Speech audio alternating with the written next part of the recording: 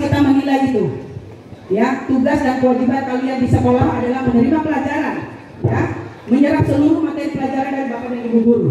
Sebagai bekal kita untuk grup yang bisa memprovokasi, yang mengajak anak-anakku untuk melakukan tawuran misalnya, belum sadar.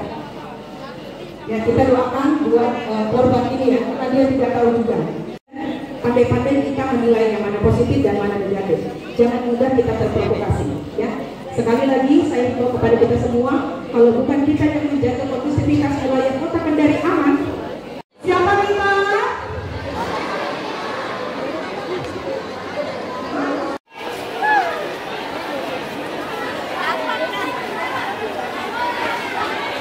Di kemarin dari pihak sekolah sudah membawa 15 orang terindikasi sebagai penyalahguna. Kami sudah berikan pemahaman dan panggil orang tuanya. Setelah itu kami bersama dengan guru memberikan edukasi kemarin untuk tidak melakukan pelanggaran lagi, karena ini siswa ini masih di bawah umur juga, karena undang-undang yang mengatur. Sehingga kita melaksanakan seperti itu, kita bina, panggil orang tuanya, kita buatkan surat pertanyaan yang terindikasi sebagai berat penyalahguna. Itu rencananya 4 orang kami hari ini kita bawa ke BNN dan pihak orang tuanya sanggup untuk dibawa bersama-sama di sana. Kan dalam video itu ada mereka menggunakan beberapa linting, itu mereka dapat dari mana? Informasi setelah kami interogasi, dia beli lewat Instagram. Per linting itu 50.000. Dan kami alhamdulillah kami telusuri, insya Allah secepatnya kami penjual itu kami lakukan tindak tegas dan melakukan penangkapan. Tapi memang itu yang digunakan pada siswa itu memang tembakau gorila jenis narkotika mana? Dia menurut dia tembakau gorila untuk sinte. Dia katanya obat penenang menurut dia. Bahkan dari siswa ini saling memberikan masukan bahwa ini obat gemuk. Tapi ternyata tidak. Kami jelaskan seperti itu bahwa ini namanya narkotika itu merusak kesehatan semua. Kalau dari keterangan sering kali itu, Pak? Baru pertama kali. Menurut dia pada saat kita ambil keterangan. Kabarnya ada yang menggunakan sejak SD katanya. Menurut dia ini yang satu orang ibu ini dulu pernah hilang selama 2 bulan. Apakah dia pernah melakukan seperti itu? Tidak. Menurut dari orang tuanya setelah kami interogasi bahwa memang pernah menghilang selama 2 bulan. 2 bulan menghilang. Waktu dia masih kelas 6 SD. Tapi dia tidak tahu apakah dia memakai atau tidak. Nanti pada saat kami di SMP ini baru ditemukan ada indikasi dia mengkonsumsi jenis sinte. Pak, tadi kami rencananya bawa semua karena ini umurnya rata-rata 14 tahun, 13 tahun. Kami dari pihak sekolah juga kita sarankan, rencananya kami bawa semua. Tapi dari pihak sekolah maupun dari pihak orang tuanya, dia dibina dulu di sini. Dan yang memang yang sudah terindikasi betul itu orang tuanya membawa ke BNN.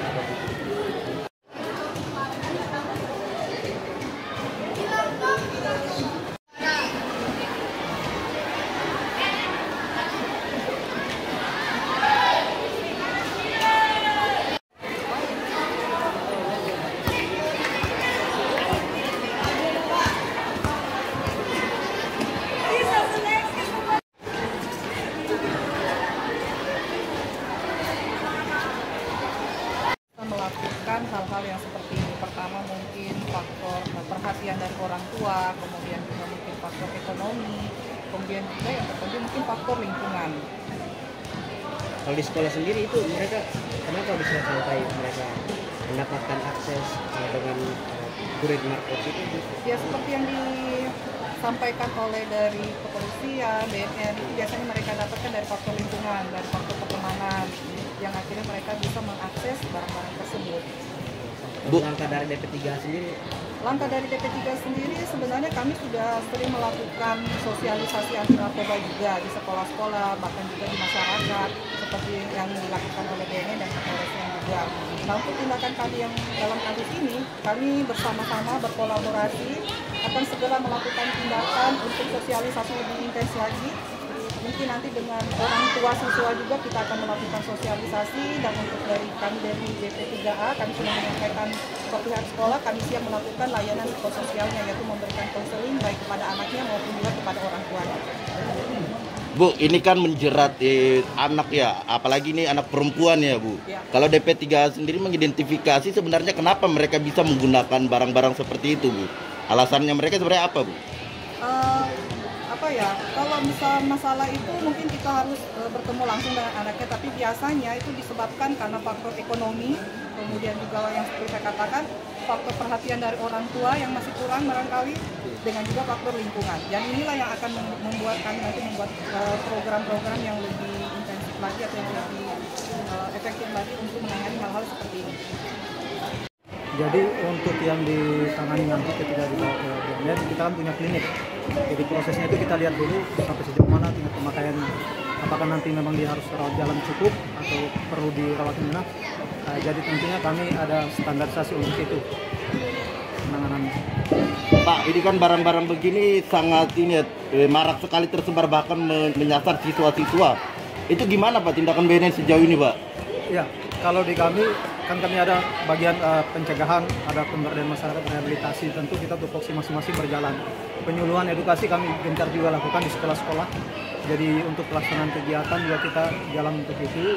Tentu kita berharap memang ini komunikasi dengan teman-teman dari Diknas, dari DP3A, juga dari Polres untuk bagaimana kita bersama-sama untuk bisa lebih gencar melakukan edukasi di lingkungan sekolah. Itu yang kita dorong pada saat ini. Pak, kalau dari BNN sendiri memang ada program untuk rehabilitasi siswa atau seperti apa Pak? Rehabilitasi itu tertutup untuk umum. Jadi kita punya klinik di BNN untuk penanganan rawat jalan. Kalau dia setelah diasesmen dengan dokter atau petugas kesehatan dinyatakan dia berat, maka kita rujuk ke panti rehabilitasi rawat inap minimal yang terdekat di Makassar. Gitu. Kalau kategori siswa-siswa ini berat atau gimana Pak? Kami belum bisa simpulkan karena belum ditangani. Jadi paling mungkin kalau sebentar di kantor dibawa ke klinik, ya baru kita bisa tahu tingkat keparahannya seperti apa. Penanganannya di bagian rehabilitasi, teman-teman di rehab yang tangani. Barang itu kan beredarnya cukup masif sih sebenarnya di kalangan siswa. Itu sasaran sekarang yang paling marak memang di lingkungan SMP, itu memang lagi maraknya. Karena kami di klinik juga memang lagi menangani juga kasus-kasus yang melibatkan anak-anak pelajar kita untuk kasus-kasus yang seperti ini. Jadi ini bukan kejadian pertama sebenarnya kalau kita bicara tentang ini, hanya mungkin karena lagi viral kondisinya, ya. Jadi kita harus bagaimana kita bersama-sama kita bisa mencari solusi untuk hal ini. Caranya sih, kalau informasi yang kita dapatkan sih ada memang modus juga melalui media online, dan juga sudah disampaikan mengenai Instagram media dan sosial ya Pak? Ada juga gitu.